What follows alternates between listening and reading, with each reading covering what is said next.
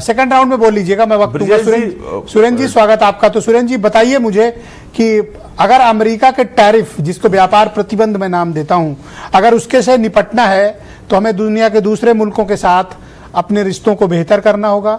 भारत के प्रधानमंत्री चीन भी जा रहे हैं और वहां के राष्ट्रपति से भी मिलेंगे।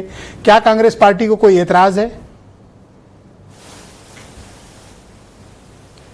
ब्रजेश भाई, आज आपने जो अपना इंट्रोडक्टरी रिमार्क दिया वो अपने आप में काफी समय तक याद रखा जाने वाला है और मेरे ख्याल से इसकी क्लिपिंग्स जो हैं बहुत समय तक दिखाई जाएंगी।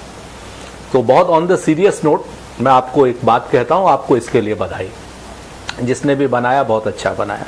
यहां पर मसला क्या है ना, आप विदेश नीति को जब से भारतीय जनता पार्टी की सरकार आई है या उससे पहले 2-3 साल से विपक्ष में जब से थी, इन लोगों ने वही चुनावी रैली बना दी है, चुनावी भाषण बना दिया और हम लोगों को भी मजबूर कर दिया है।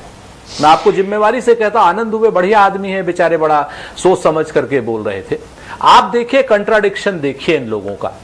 एक तरफ अमेरिका हमारे ऊपर 50% टैरिफ लगा रहा है, यानी प्रतिबंध लगा रहा है, और दूसरी तरफ हम अमेरिका की कॉटन से इंपोर्ट ड्यूटी ही खत्म कर दे रहे हैं 3 महीने के लिए।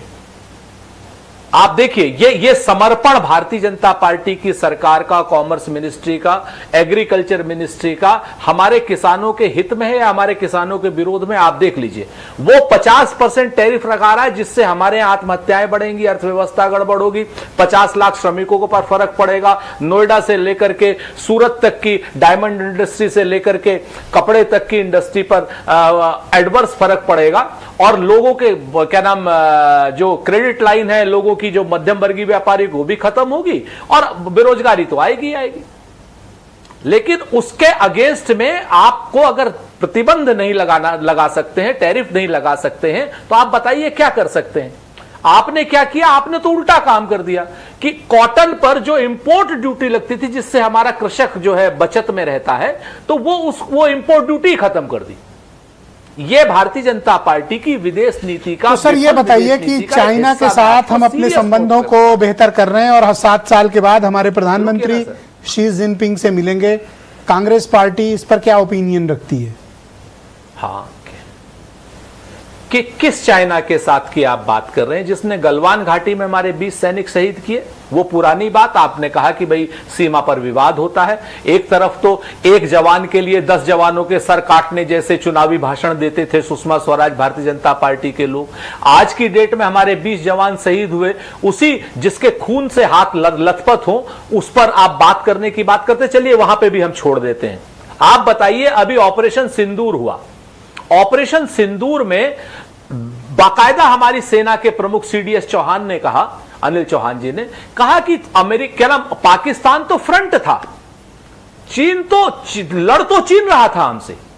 हमारे जितना भी हमारा नुकसान हुआ या जितना भी हमारे उसमें हुआ वो सारा का सारा चीन ने नुकसान किया।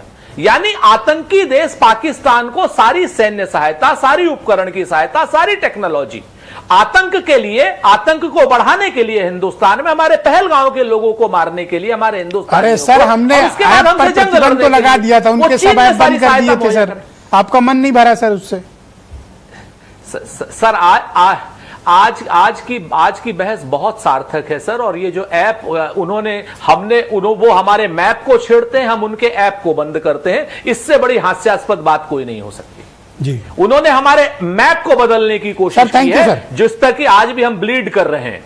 जो अभी सर थोड़ा सा वक्त कम है सर, तो मैं आपको बताऊं, वो हमारे सर 10 सेकंड दे देंगे? चलिए मैं अगले राउंड में बोल दूंगा। प्लीज नहीं बोलते आपसे, आपकी शिकायत, क्योंकि आप आज ऑलराइट। मैं कर्नल शरद सर कहें तो 10 सेकंड बोल दूं सर? हाँ सर, 10 सेकंड अलाउ किया, आप बोलो प्लीज। बहुत शुक्रिया। तो आज की डेट में मेरा भारत के प्रधानमंत्री से एक ही स्पष्ट अनुरोध है कि आप 4 कदम आगे, 2 कदम पीछे, 5 कदम पीछे, 4 कदम आगे करके हिंदुस्तान को कृपा करके हिलाइए मत। हिंदुस्तान को एक जो क्या नाम झुंझुना मत चलाइए, चुनावी रैलियां नहीं चल रही है, सीरियस बातें हो थैंक यू रही सर, हैं। धन्यवाद सर। अगर आपके पास तमीज नहीं है विदेश व्यापार की, सर बस अगर आपके पास तमीज नहीं है तो कांग्रेस Thank से you, sir. और लोगों से जो इस क्षेत्र के माहिर लोग हैं उनसे बहुत मदद ले शुक्रिया आपका, लीजिए, सर। कृपा करके भारत को अस्थिर मत करिए। ब्रिगेडियर मनोज कुमार जी हमारे साथ